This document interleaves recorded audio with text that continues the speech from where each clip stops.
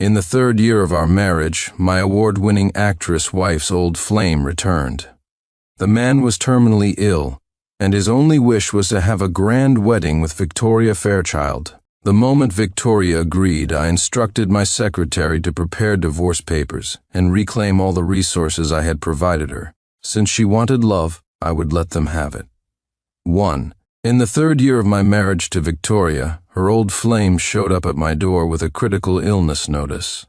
Ethan Cole stood at the entrance, his face ashen.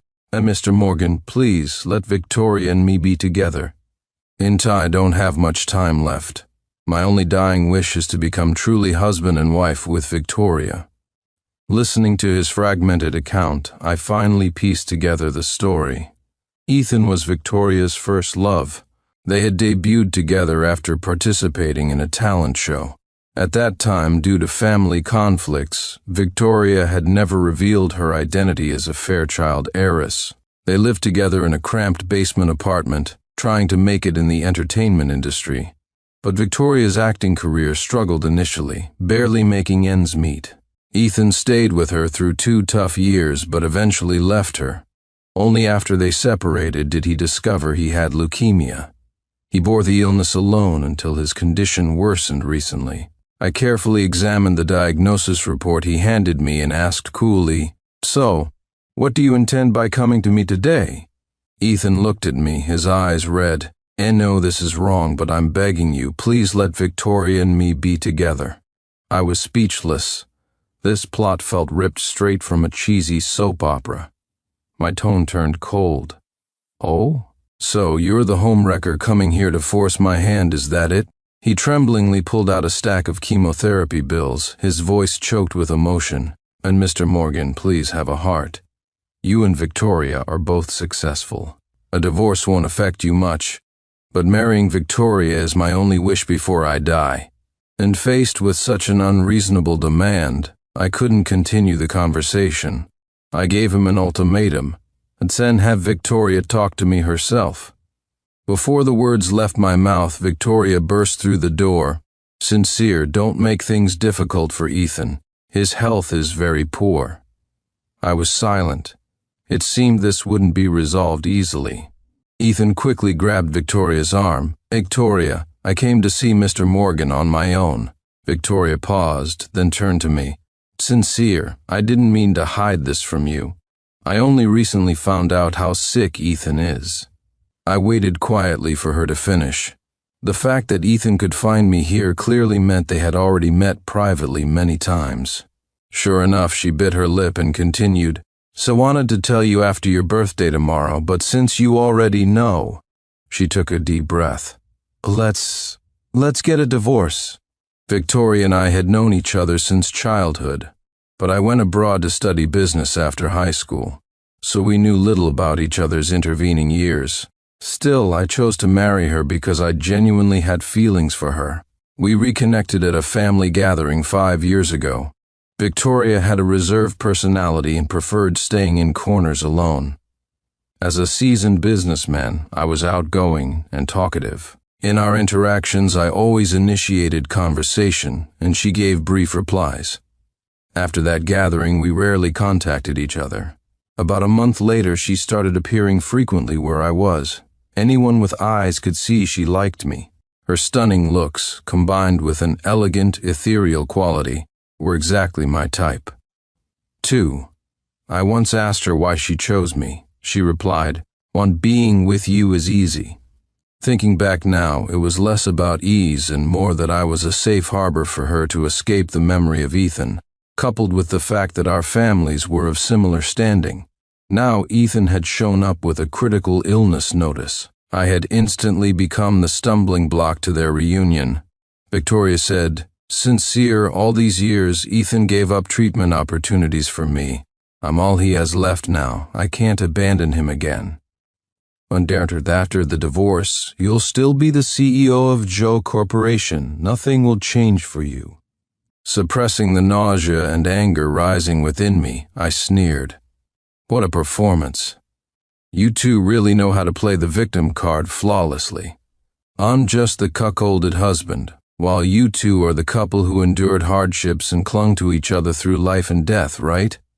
Victoria was speechless. Before she could respond, Ethan hastily interjected, "Mr. Morgan, I'm truly sorry." I cut him off immediately. "Shut up. Someone who interferes in other people's marriages has no right to speak here. This is a private family matter between Victoria and me." Victoria immediately stepped in front of Ethan. "Sincere, watch your words. Ethan isn't a third party. We weren't married when he got sick." My chest tightened with anger. A match made in heaven. For a pair of despicable people.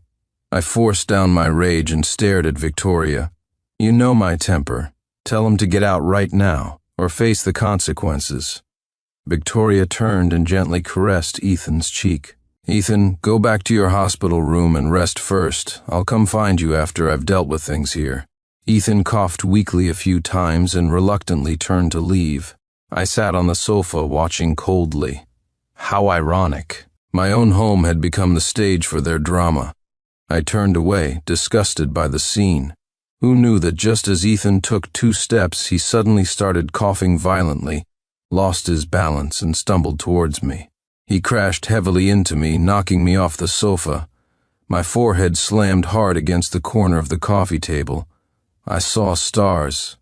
I touched my forehead, my hand coming away covered in blood. Instinctively, I retaliated, swinging a fist at his face. 3. Only then did Victoria react, rushing over to help Ethan up first, carefully checking his condition. "Sincere, are you crazy? How could you hit a sick person?" I looked up at her. She was holding Ethan tightly, constantly soothing him. She snapped at me. "If you want to hit someone, hit me, he's so weak. How could you lay a hand on him?" After confirming Ethan wasn't seriously hurt, Victoria finally noticed my condition. Seeing the wound on my forehead, she panicked and said, "You're bleeding." Ha! Finally remembered I exist. I felt dizzy. Seeing her constantly hovering over Ethan, it was clear I couldn't count on her to check my injury. I pulled out my phone and called the police. Hearing me dial, Victoria quickly said, "Don't blow this out of proportion." I knew exactly what she meant. If the police got involved, both families would inevitably find out. She would lose control of the situation. Her plan was obviously to resolve this privately first, then inform the elders. And by beat resolve, she meant using sob stories and emotional blackmail to force me to comply. Her shamelessness was breathtaking. I must have been blind to marry a woman like this. The hospital examination showed I had a mild concussion. The forehead wound looked scary but didn't require stitches. Victoria retained enough sense to drive me to the hospital herself and persuaded me to withdraw the police report. To prevent our parents from troubling Ethan, she sent him to a different hospital. Considering our family's reputations, I agreed to withdraw the case. Besides, the launch of our family's joint project was next month. Negative publicity now would have too great an impact. This damn couple wasn't worth jeopardizing my business interests. This project represented half a year of my father's hard work. Any negative news could derail everything. Initially, my father had wanted to partner with another family. The Fairchilds weren't his first choice. He only reluctantly chose the Fairchilds because of my relationship with Victoria. My mother was the first to arrive at the hospital. My father was still out of town on business, and the Fairchilds hadn't received the news yet. My mother was still in the dark about Victoria's betrayal, which made sense. Even I had only found out today. It completely ruined my weekend. After checking my injuries, my mother, still treating Victoria like her own daughter, asked with concern, "Victoria, what happened here?" 4. Victoria sat silently nearby, her gaze lost somewhere outside the window. My mom frowned, looking between us. Something feels off here? She had always sided with Victoria. Our families had been friends for generations, and she and Victoria's mother were inseparable, like sisters. Seeing neither of us speak, she immediately started lecturing me. "Sincere, you need to change that temper of yours. Victoria is such a virtuous girl. You should be more tolerant." I knew she was trying to save face for both families. Usually I would go along with it and let it drop, but today I couldn't bear it anymore. Mom, Victoria hooked up with her ex-boyfriend, Ethan Cole, the one with leukemia. They came to my office today and even threatened me to initiate the divorce. My mother's words caught in her throat. Victoria was still trying to justify Ethan's actions. Unsincere, you don't understand Ethan's situation. Our past relationship. You just wouldn't get it. My mother's expression froze for a moment. Her gaze darted between us, finally settling on my wound. Her voice was already laced with ice. Did that man do this to you? Victoria, clearly oblivious to the danger, continued to explain, Well, Mom, Ethan really didn't mean to. He feels terrible about it now. Before she could finish, my mother raised her hand and delivered a resounding slap. The room fell instantly silent. What kind of accident involves a sick man knocking someone over like this? My mother's voice trembled. Aunt Victoria, I truly treated you like my own daughter. I'm not an idiot. Victoria clutched her cheek, staring at my mother in disbelief. Mrs. Morgan.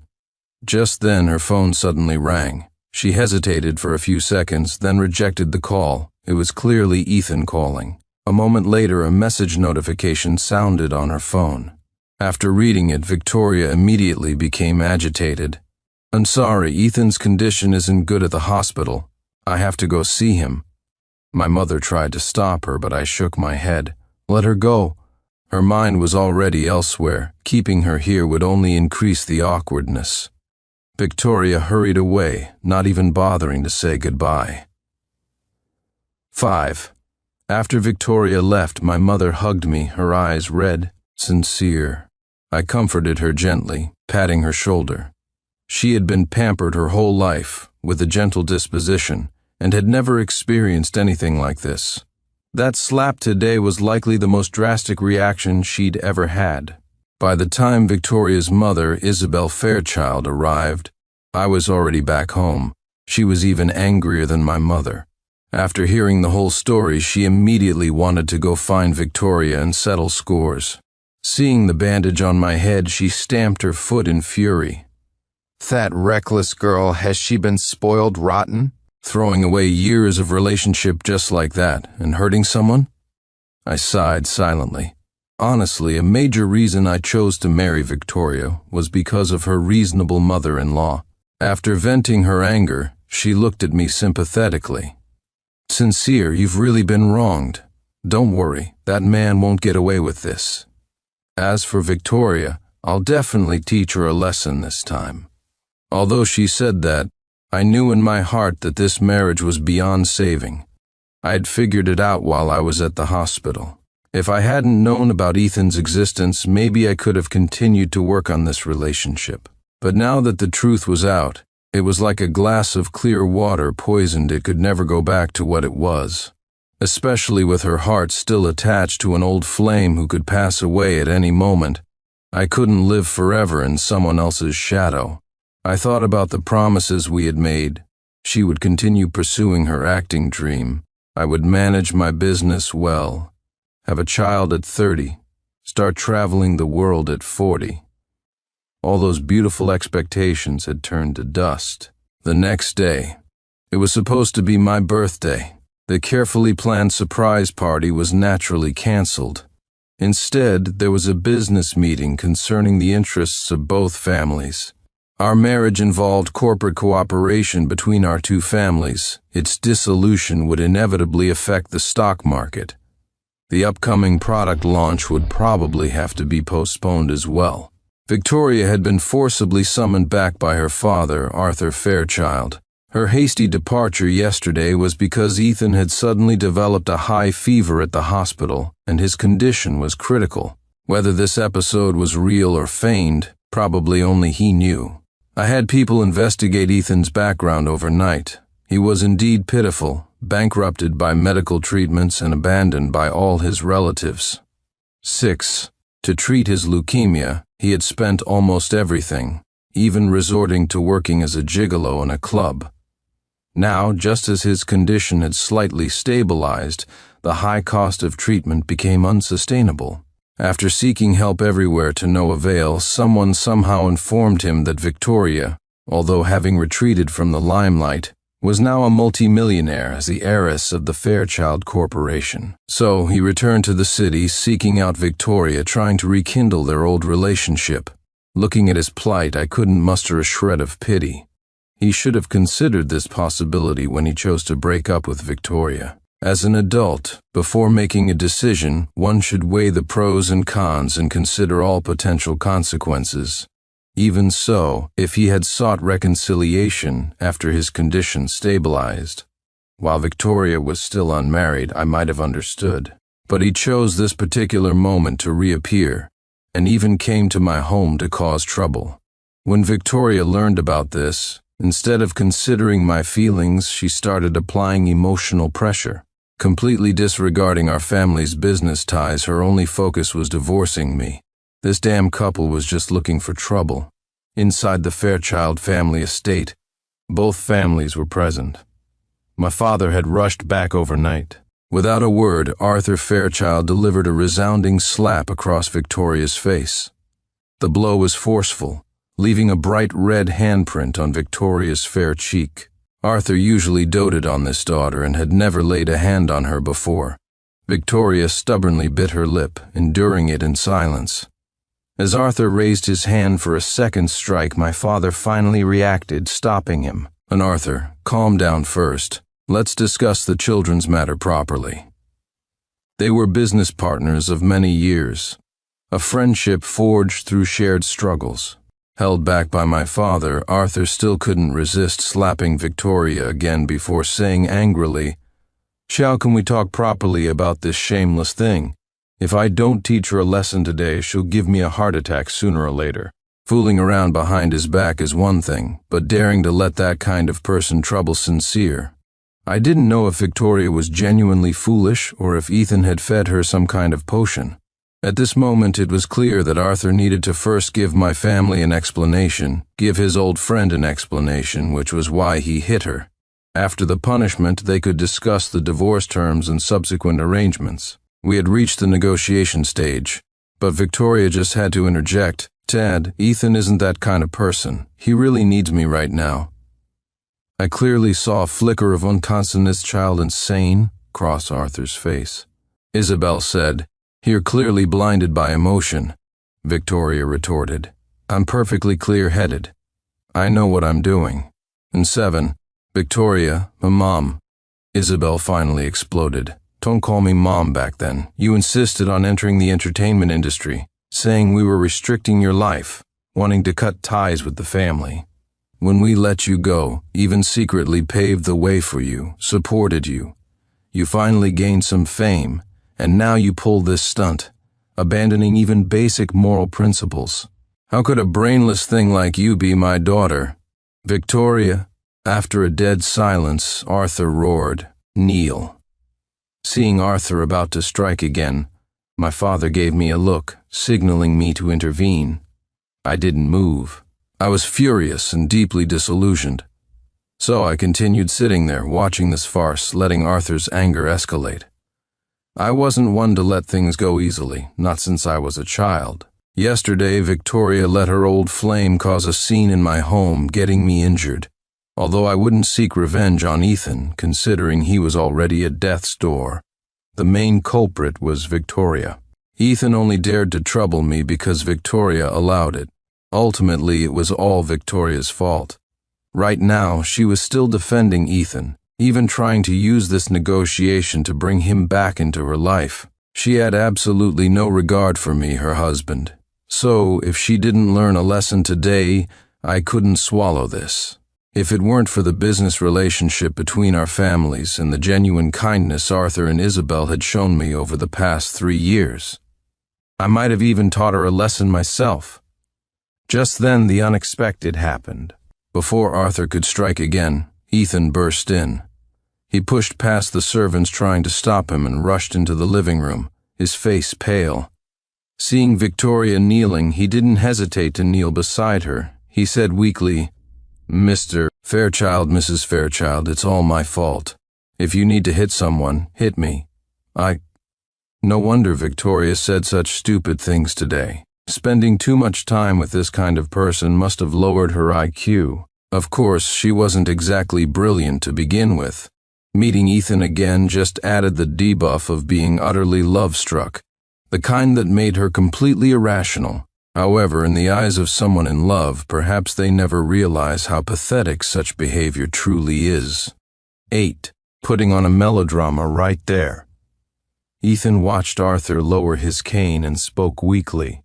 Good afternoon, Mr. and Mrs. Fairchild. Arthur and Isabel exchanged a look. I could see the palpable disgust and embarrassment on their faces, as if they'd swallowed bitter medicine. I tactfully rose. And Mr. and Mrs. Fairchild, I'll step out for a moment to let you talk. My parents also stood up. Arthur, we'll head out first then. I had the leverage to leave. Let's see if Victoria dared to let me walk away. If I left, her status in the entertainment industry would likely plummet with uncertain consequences. Not to mention the upcoming new project. If our families broke ties, the Fairchild stood to lose a significant amount of money. 3 years ago, when Victoria and I got married, her career was at a low point. I recognized her acting talent and invested in several projects that made her famous again. We were deeply in love back then, so marriage felt like the natural next step. Sure enough, just as I was about to leave, Arthur blocked my path. Sincere, you stay. They are the ones who should leave. He continued, and the Fairchild family has wronged you. Let's finalize the divorce today. As compensation for your losses, you can have any share you want in all the projects we've invested in. If you don't mind, you can consider me your godfather. I shook my head. My father also stepped forward to soothe him. Old friend, don't be impulsive. Let's sort out the family matters first. Ever since Ethan arrived, I had been watching this damn couple closely, and I finally caught him red-handed. He deliberately pinched himself, feigning weakness, and crawled towards Arthur. Cornister Fairchild, trying to gain sympathy with his pitiful, sick act. His acting wasn't bad. Unfortunately, he chose the wrong moment. Arthur kicked him away. So get out. It wasn't a light kick, it sent Ethan sprawling. Ethan curled up in pain, coughing violently. Both he and Victoria panicked. She rushed to help him, and just like yesterday, he started coughing up blood. This time, he stayed quiet, just wiping the blood from his mouth. Victoria screamed at her father, "Tad, how could you attack Ethan so harshly for an outsider?" An outsider. I stared at Victoria. We hadn't even gotten the divorce certificate yet, and she was calling me the outsider? Before I could speak, Victoria turned on me, yelling, "Sincere, it's just a divorce. Do you have to make such a big deal out of it?" 9. I couldn't hold back any longer. To hell with business dealings. I lashed out. "Victoria, are you fucking crazy? After the stunt you pulled today, calling you shameless is a compliment." Victoria sneered. "Say Ethan isn't a homewrecker? Fine, show me your marriage certificate with him, and I'll go to court right now and sue you for bigamy." Victoria. She finally shut up. But Ethan suddenly interjected, Mr. Morgan." I cut him off sharply. "While I'm still her legal husband, watch your mouth." "Oh right, I remember now. Aren't you just some gigolo people can pay for?" Ethan, the gigolo. Ethan's face instantly turned deathly pale, and he swayed on his feet. Victoria quickly supported him, then rounded on me again, furious, "Sincere, don't go too far. Ethan only worked part-time at that club to pay for his treatment." Watching this melodrama, listening to this idiotic defense, my stomach churned. But before I could throw up, Victoria fainted. Even worse, the blood test results came back. She was pregnant, 3 months along, unquestionably mine. Staring at the lab report, a chill spread through me. Was this plot determined to reach the peak of melodrama?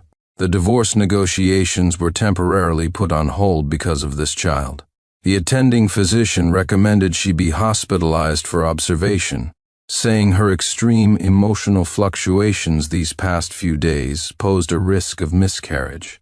Victoria hadn't initially come with me to the hospital. Isabel must have called to tell her about the pregnancy.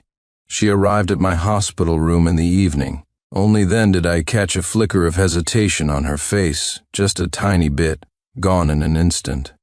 After a long silence, she asked, "Sincere, what do you want to do?" I countered, "What do you think?" She was silent for a long time before finally saying, "Sincere, let's terminate it." Although I had anticipated this outcome, my heart still clenched painfully. I admit the thought of forgiveness had crossed my mind. Just for a moment when I saw the lab report, but like her hesitation, it was fleeting. After a long pause, I said, "You can go, Victoria." 2 days later, she checked out of the hospital. She scheduled the procedure for the following week.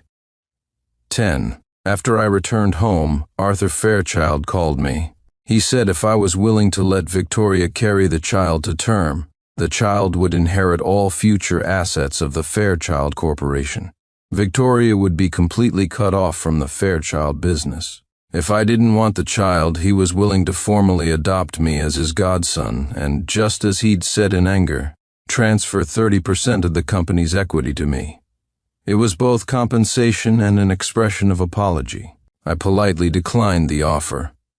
Victoria was Victoria. Her parents were her parents.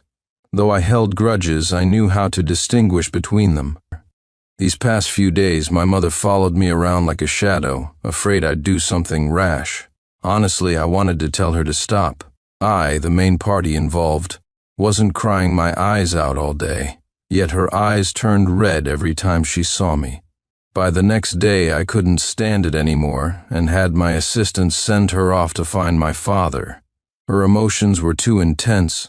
She was interfering with my planning on how to make Victoria leave penniless, and how to recover the luxury apartment and expensive watches she bought for Ethan, all paid for with my hard-earned money. We had signed a prenuptial agreement. Assets before marriage remained separate. Besides, she didn't have much personal wealth. Because she had repeatedly failed in her ventures in entertainment and business, Arthur, despite giving her the title of president, had granted her no real power or shares. Basically, she was just a high-paid employee. However, over the past 3 years, we had jointly invested in film projects, and her net worth had grown into the millions. I wasn't letting her keep a single cent of that.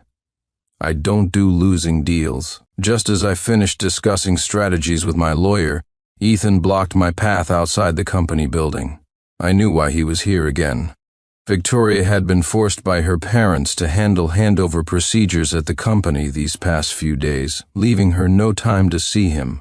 This was the Fairchild's way of giving my family an explanation and stabilizing the situation. Victoria was about to be kicked out by her father. Ethan's attempts to use his illness as leverage had failed when he brought his medical records to disrupt the family negotiation. Not only did Arthur and Isabel dismiss him, but Isabel even slapped him several times. This time he didn't mention his illness. He stopped me and said, "Sincere, Victoria never loved you. Her heart only has room for me. If I hadn't been absent back then, why would she have married you?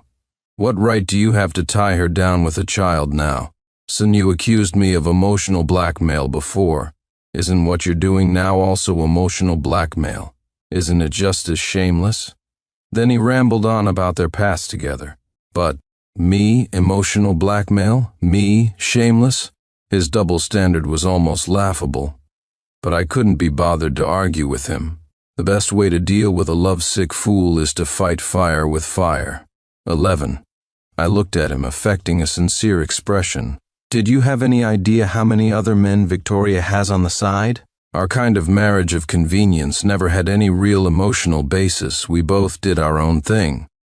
From what I gather, she's hooked up with enough men outside to fill several poker tables. You're just the only side piece brave enough to come make a scene. Ethan shuddered. Impossible. Recalling the information from my investigation a few days ago, I sneered. Otherwise, why do you think she could get pregnant with my child? Is this your so-called true love? Ethan's face instantly drained of color. I didn't want to recall that night. That day, Victoria had been exceptionally tender, compensating out of guilt. We had planned to have a child this year anyway, so we hadn't used protection, and it just happened. She came back very late that night, probably after spending time with Ethan.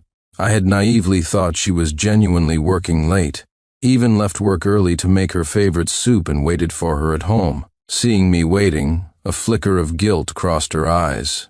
But at the time, I thought it was because I had waited so long with the soup. I leaned in and kissed her. Swallowing down my nausea, I continued to provoke Ethan. "Did you know why you had to come make trouble? Isn't it because Victoria was hesitant to mention divorce, considering our family's businesses, and you couldn't wait any longer? So you had to jump out and pull these stunts yourself. Since you went to the Fairchild's house to cause a scene, wasn't that just to make my family disgusted and force them to agree to the divorce because you were afraid Victoria would eventually compromise?" Ethan was speechless. I gave him a contemptuous look. "Don't talk about true love. You just wanted to use your illness to find someone to lean on." But then suddenly remembering something I'd recently discovered, I added, "If Victoria found out about the things you've done behind her back, do you think she would still forgive you?" Ethan took several deep breaths to calm himself. I pushed past him and walked away, so I didn't see the malicious glint in his eyes as he watched my retreating back. 12. 2 days later, on my way home from work, just as I was about to enter my residential complex, a black car suddenly swerved wildly towards me. I instinctively dodged sideways, but was still knocked to the ground. Although the injuries weren't severe, the moment I saw Ethan get out of the driver's seat, I immediately closed my eyes and lay perfectly still. Then I dialed the police. Hospitalized for the second time. "Well done, Ethan." Half a month later, I received a set of divorce papers, accompanied by the medical report from Victoria's abortion procedure. My father stood by the hospital room window, hands tucked into his suit pockets, his voice low, sincere. "Don't keep your emotions bottled up. Seeing you pretend like nothing's wrong, it hurts me as your father." I straightened my shirt collar, replying flatly, "I'm fine." His words did hit the mark. I was born with the tendency to swallow my pain. When I finally couldn't swallow anymore, I would break down. My grandfather's death 5 years ago was the most painful time of my life. My mother was busy managing the company and left me in my grandfather's care. He raised me single-handedly from childhood. After he passed, I outwardly pretended everything was normal, handling company affairs, but in reality, I tossed and turned every night, unable to sleep. Eventually, my body gave out. In a daze. During an important business negotiation, I suddenly fainted and broke my leg.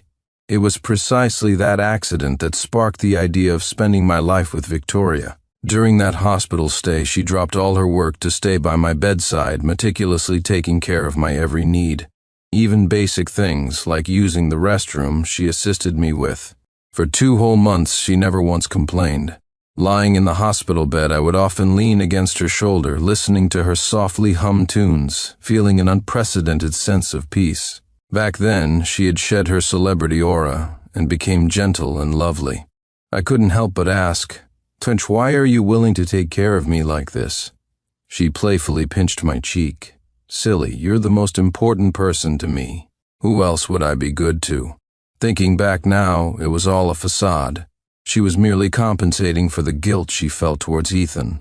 A few days ago, Ethan had shown up and recounted their entire history, including the truth about their breakup.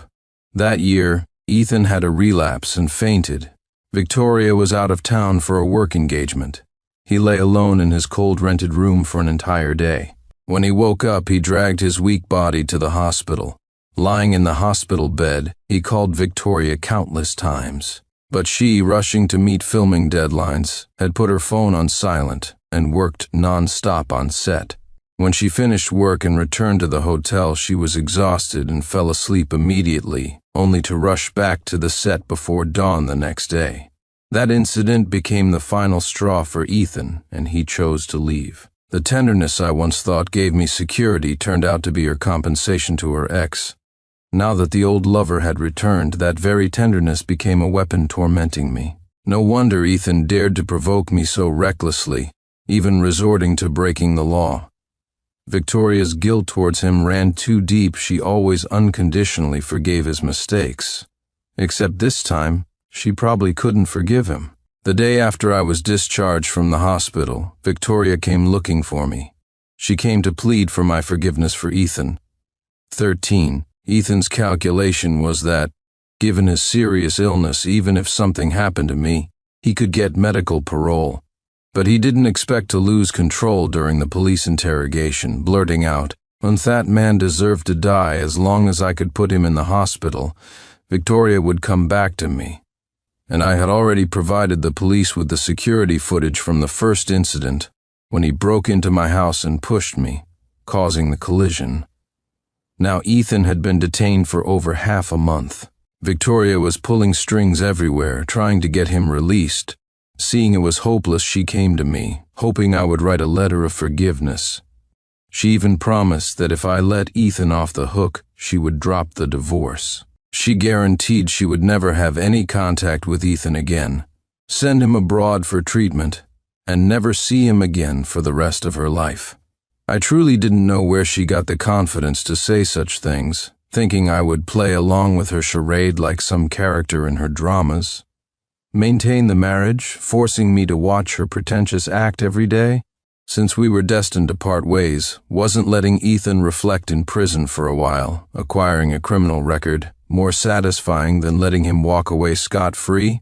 I looked at her coldly. "And since you care about him so much, why bother begging me? Why not serve his time for him? Wouldn't that prove your true love even better?"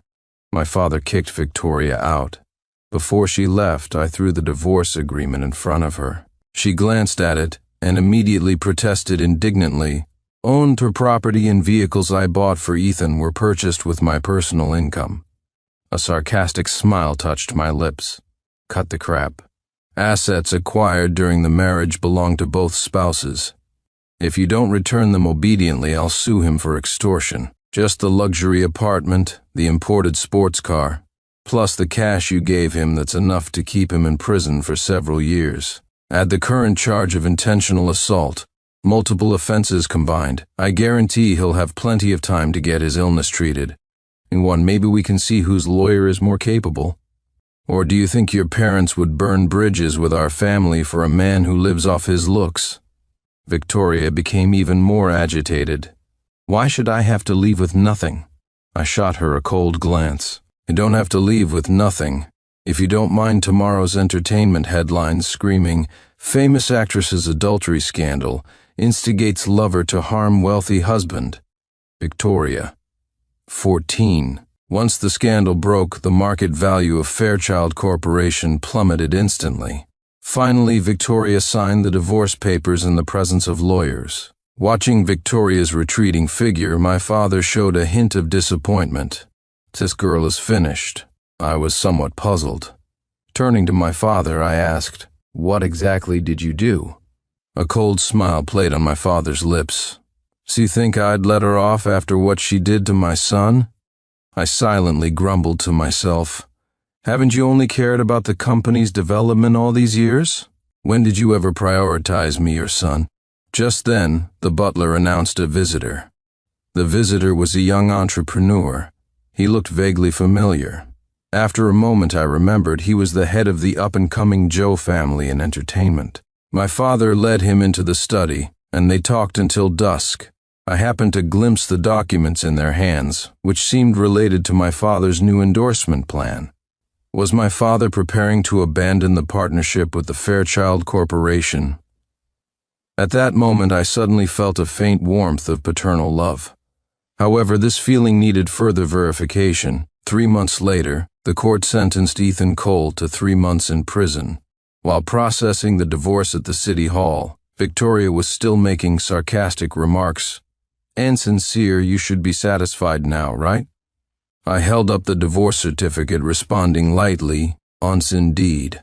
My wish came true. Just as I was about to walk out the door, I suddenly stopped and turned back to her. "Oh, and by the way, let me tell you something. Ethan was originally supposed to be sentenced to a year. Do you know who spent a fortune hiring top lawyers to defend him? I continued. Also, Ethan hadn't inquired about you for years despite his leukemia. Why did he suddenly find out about your status as president of Fairchild Corporation? Victoria's head snapped up abruptly. I turned and strode away, not giving her another glance. Such a love-struck fool. Only concerned about Ethan's suffering, never questioning why he reappeared at this specific time, after his 3-month sentence ended. Victoria personally went to pick Ethan up from prison. How did I know this? Paparazzi had specifically staked out the place and captured the scene. When our families terminated their cooperation, both companies' stock prices were affected, but our Joe Corporation quickly recovered. My father didn't hesitate to publicize the scandal of Victoria's affair and her keeping Ethan referred to as a male model. He took the moral high ground to condemn Victoria, leading to her and Ethan becoming targets of online criticism. My father seized the opportunity to sign a new endorsement deal with the popular Joe Entertainment Group, gaining significant media attention. It seemed my father did care about me after all, willing to burn bridges with the Fairchilds to avenge me, although he also used the situation for a bit of publicity. 15. To salvage the company's image, Arthur first removed Victoria from the management team, then effectively exiled her, much like years ago. He also announced to the media that the Fairchild family would take absolutely no responsibility for Ethan's medical expenses. I always knew Arthur and Isabel were proud, but I hadn't expected them to be so decisive. After all, Ethan was the man Victoria loved deeply. My father visited the Fairchilds a few days ago and mentioned something intriguing. Arthur found out some inside information, my father told me, his gaze meaningful. It turned out Ethan had been sent back by a competitor of Fairchild Corporation. Over a year ago, that company had lost a major project bid to the Fairchilds and harbored resentment. They planned to drive a wedge between my family and the Fairchilds. If our two families split, Fairchild Corporation's strength would inevitably be diminished. By chance, the competitor's CEO encountered a gravely ill Ethan while traveling. That CEO, malicious in intent, had a secret meeting with Ethan.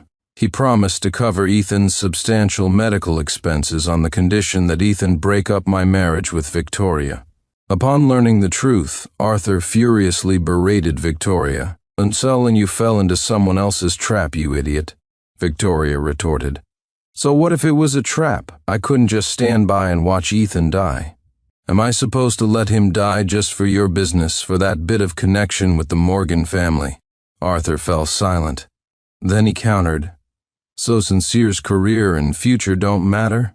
Victoria argued. "It was just bad timing. Sincere never really had much ambition anyway, right?" Arthur scoffed, a humorless laugh escaping him. "Paul, how have Sincere and his future prospects wronged you? Not only did you hurt him, but now you're trying to shift the blame onto him." Arthur delivered his final ultimatum. The Fairchild family will never accept someone as irresponsible as Ethan, just like you. Based on his actions alone, letting him into this family would be pushing us into a fire pit. If you insist on being with him, then leave. From now on, everything concerning the Fairchild family has nothing to do with you." Victoria chose Ethan. Thinking back now, when I asked Ethan if Victoria would forgive him if she knew what he'd done, his confident "and she is" turned out to be absolutely correct. 16. Watching Victoria leave Fairchild Corporation like a stray dog, I chuckled inwardly. This was just the beginning. Just wait and see. The big gift I had prepared would surely let this damn couple experience the true taste of love. I sought out a particular individual, an unremarkable woman, yet unique in her own way. She had been a nurse during Ethan's previous hospitalizations, offering care and support during his lowest point. I spent some money to arrange for this nurse, Chloe Carter, to move into the apartment next door to Ethan and Victoria. I had chosen her carefully, tracking her down from Ethan's former medical team. The reason was simple. Nurse Carter still carried a torch for Ethan. Since this despicable couple wanted to stage a melodrama about a patient reuniting with his lover and tormenting the original spouse, I decided to help them upgrade the plot. Let's see if that memorable nurse-patient relationship from the past could add some fuel to this dramatic fire. A month later, I ran into Ethan at the hospital during his checkup. His face was pale, dark circles under his eyes, looking utterly haggard. Was this supposed to be a happy life? I soon understood why. From the end of the corridor, I heard Victoria's hysterical questioning. "What right do you have to go see that woman? Are the things that happened back then really that unforgettable?" Another 3 months passed. At a high-end club, I witnessed quite a show. Victoria had finally landed a role in a new drama. Amusingly, I'd secretly pulled some strings to make this happen. My apologies to Mr. Fairchild. The pay was good, but there was a catch.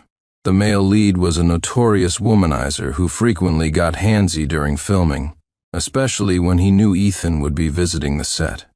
He seemed to relish escalating things. After all, it would be strange if a female star didn't have a few wealthy suitors buzzing around.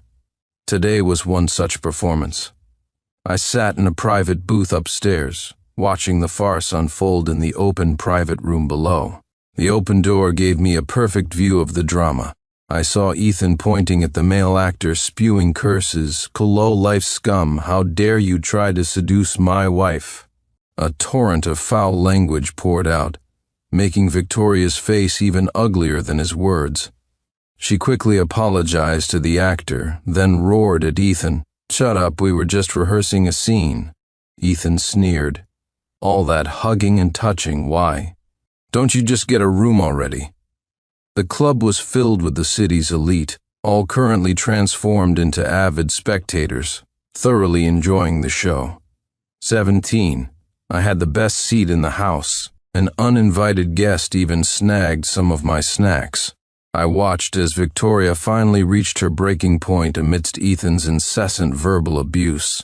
She slapped him hard across the face. "Get out." She trembled with anger, tears welling in her eyes, looking both pitiful and hateful.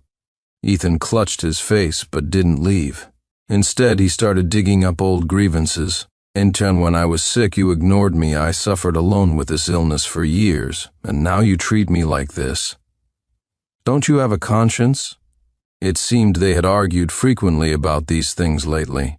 Victoria retorted coldly, "Are you sure you were alone?" Crunch. A loud sound of someone eating snacks came from nearby, drowning out Victoria's final word. I couldn't tell if she muttered it shameless or bastard.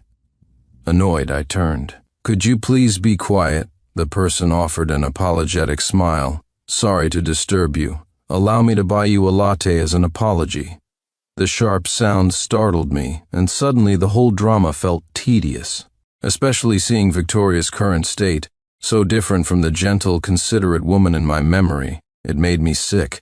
From the moment Ethan reappeared until now, the anger that had been simmering inside me suddenly extinguished. Whatever lingering feelings I had for Victoria completely evaporated. I cast one last glance at the tense couple in the room below and got up to leave. Silently, I offered them my blessings. May you grow old together and stay devoted forever, and I prayed I would never see them again in this lifetime. Unfortunately, fate had other plans. 2 years later, I saw Victoria again. It was the 1-month celebration for the Fairchild's young son. Both my parents were away on business and had asked me to attend and give a gift on their behalf. Although our families interacted less after my divorce from Victoria, the old camaraderie between my father and Arthur Fairchild remained. I had never blamed the elders, so I went, only to walk in on Victoria kneeling and begging her parents to save Ethan. Time had passed, and I felt nothing for her anymore. But what she said still shocked me. Ethan was in a vegetative state. The reason? Victoria herself had pushed him down the stairs, causing severe brain damage. Even more absurdly, she had done it solely to prevent him from divorcing her. Over the past 2 years, they had argued constantly. Ethan wanted out. Victoria refused point blank. Ethan started giving her the cold shoulder, pressing her to sign the papers. But Victoria, prioritizing her acting career, endured the emotional abuse rather than let go. 18. I knew that even though the Fairchilds had ignored Victoria for the past 2 years, she was still their only daughter at the time, and a share of the Fairchild Corporation would inevitably be hers eventually. Who knew Arthur and Isabel would pull such a surprise move, having another child, a son, in their 50s? Just like that, Victoria completely lost her inheritance rights. Consequently, Ethan couldn't sit still any longer. He kept urging Victoria to go back to the Fairchilds and admit her mistakes, but Victoria's pride wouldn't allow her to stoop like that. Besides, over the past 2 years, apart from Arthur's initial punishment, her parents had treated her like thin air. Victoria hadn't been idle these 2 years, taking supporting roles in small productions. While it wasn't the glamorous life she had with Fairchild Corp., it at least allowed her to support herself. She had managed to achieve some minor fame. Ethan had pestered her about reconciling with her family for months. Victoria finally resorted to hiding out on set and not coming back. Ethan's go-to tactic had always been to use his illness to manipulate Victoria. To get her back by his side, he would often claim his illness had relapsed.